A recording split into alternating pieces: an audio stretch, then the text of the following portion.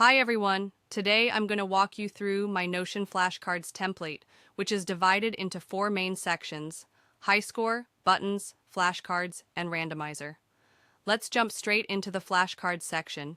Here, we have a full database of our flashcards. Each card includes multiple choice answers, an indicator for the correct one, tags, and spaced repetition dates. Let me show you how this works in practice. In the Random Flashcards tab, we can draw one random card from the database. For example, here we have the question, what does amigo mean? You can practice by clicking on type and entering your answer manually. If you type the correct answer, you'll instantly get a message confirming it's correct. Now, if you want to draw another card, just go to the button section and click the Random Flashcard button. If it doesn't work the first time, feel free to click it again. You'll get a new flashcard that you can practice with just like the previous one. Next up, we have the Quiz tab. This gives you a different way to study.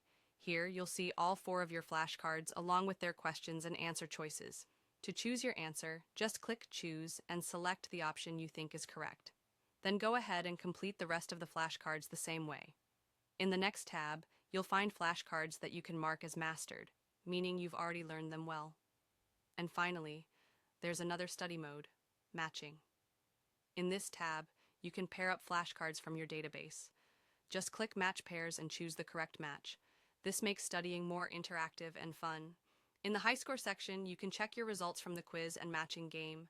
It might look a bit complicated at first, but trust me, it's super easy once you try it. In the last section, randomizer, we've got a pseudo-random system that helps you draw flashcards in a more unpredictable way. It's a good idea to clear this section from time to time, just like I show in the video.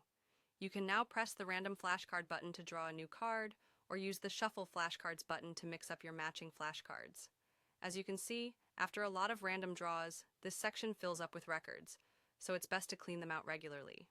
And that's what my Notion Flashcards template looks like. You can edit it and add your own flashcards so you can learn as much as possible in a way that works best for you. Thanks for watching, and happy learning.